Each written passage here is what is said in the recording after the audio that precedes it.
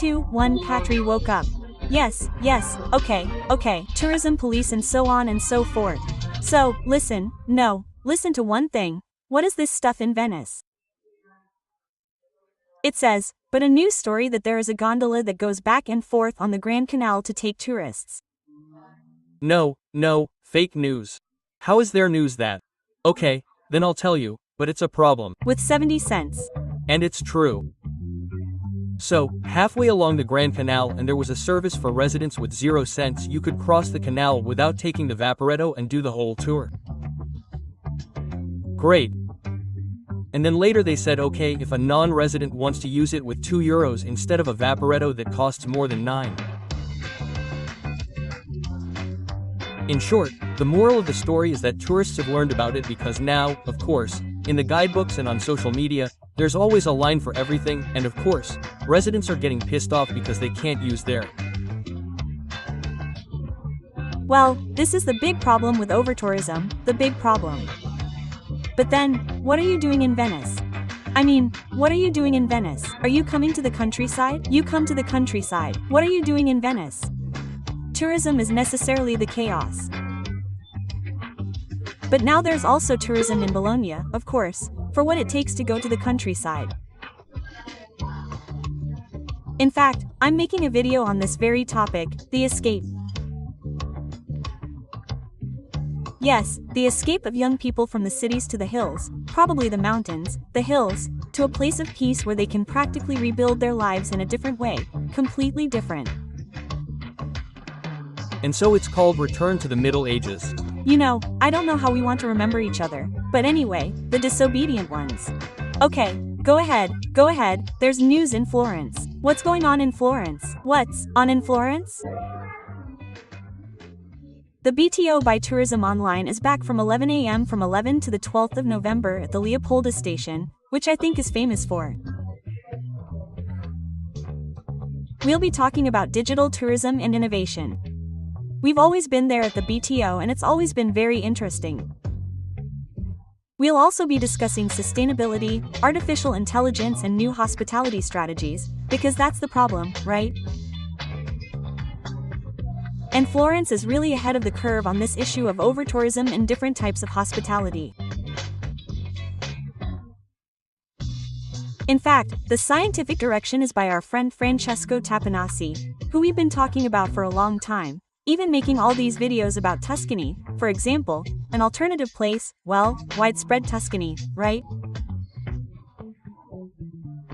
The whole of Casentino, Mugello, an alternative place, well, of course the Medici villas, right? Well, these are all things we've talked about, also because, with Francesca da Panassi, who, well, insisted on this topic. The important thing is to get around, if you can, by train. Why by train? Well, by train, yes. Yes. I still have a great nostalgia for night trains, and we used to go, for example, with the Tello from Venice to Paris, not to mention the Orient Express, and so on and so forth. Well, we also used to go from Bologna to Otranto, right? Well, now, night trains are back in fashion. Oh, how great. And why? Because traveling by train at night is not only an ecological choice, but also a convenient and affordable solution.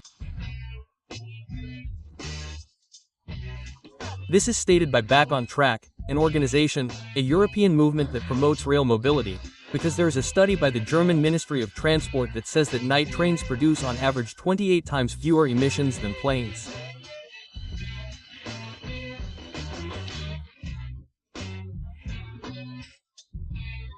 In fact, look, it is useless, how can I say, to take a plane to go, no.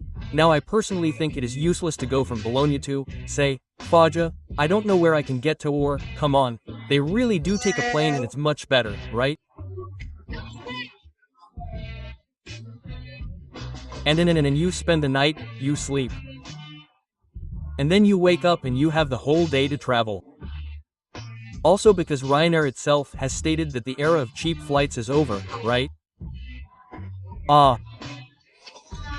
Anyway, well, the Austrian railways are starting to operate these long night routes again. Nice. I must say that Italia has never abandoned a series of routes: Rome, Palermo, Turin, Salerno, Reggio Calabria, Milan. But you see, I can say that they should be comfortable. They should be, but not to say that they should stop at all the stations. I mean, even if I put my earplugs on, I don't know how to say it, they should be more. You read my mind, or rather you read the mind of Oriente Express. And you read the mind of the European Union that had planned to make very comfortable trains with Wi-Fi, soundproofed.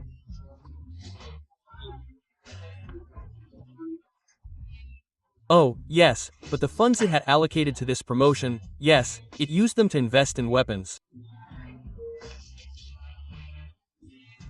Ah. And so then nothing more is done. And nothing more is done. There's no way we're going to make you travel comfortably. And then can I say something? One thing I really miss about long-distance trains is the restaurants. Come on, it was beautiful. Well, okay. It was beautiful.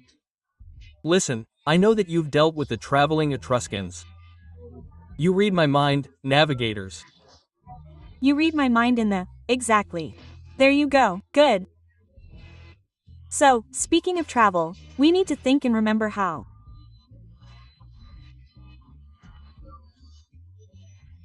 An archaeologist, Petina, whom I interviewed, reminds us that the Etruscans were navigators. I mean, we always think of the Etruscans, oh, how nice, they had cows, they had things, they had stuff.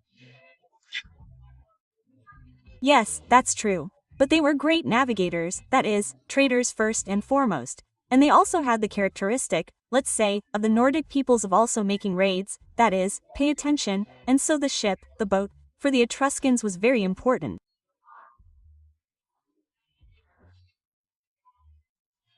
Well, they had these sewn boats, but they also had huge boats that contained lots of food. But why isn't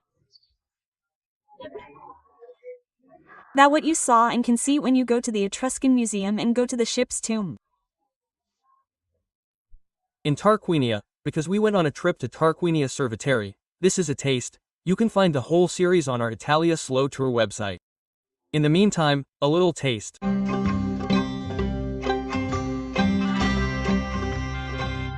To see the ship's tomb, you have to go to the museum. We are used to thinking of the Etruscans as people of the land, right? They cultivated the land, and not only that, they were great navigators. They probably also arrived in this place together with Turinian. This is legendary, isn't it? Their king. But not only that, you know, they were great traders by sea. I am here to go and see the ship's tomb.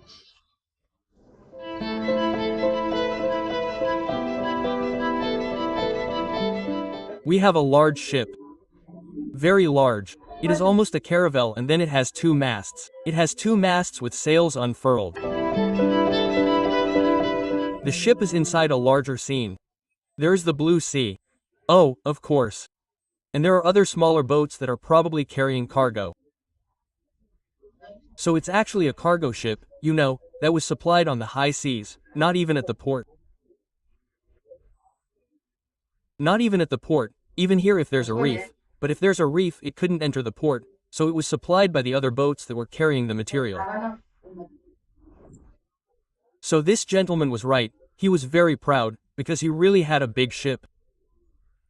Sure. In fact, further away, admiring his boat, there's the owner of the ship, who is the deceased, but who has himself depicted in a banquet scene with musicians, dancers, and naked servants.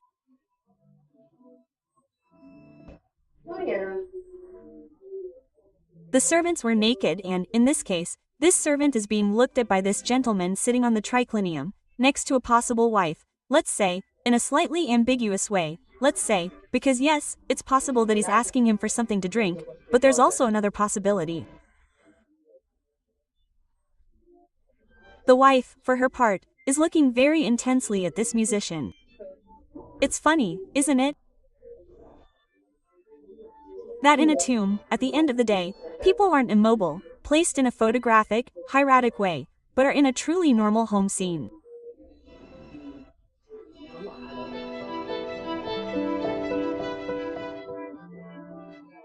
These libertine, hedonistic Etruscans scandalized the Romans in their time, even for the freedom of their women, and we love them.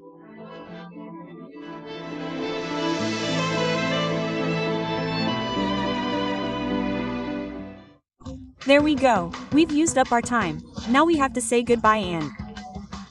Yes, but the tourism guy has to be mentioned because it's so short. Oh, I get it. Just a few seconds to remind you that there is a TV. You can watch it wherever you want, on your computer, on your smart TV, even on your mobile phone, and where on rodent TV, which I remember is Samsung TV. Oh, come on, everywhere, everywhere, okay. And you can also find some new things, I don't know. Things that are never aired, fundamental and beautiful. Great, we also have some ambassadors now, some friends who make their own videos and are in a TV show. See you next time, bye, we have we have time, it's always my fault, of course.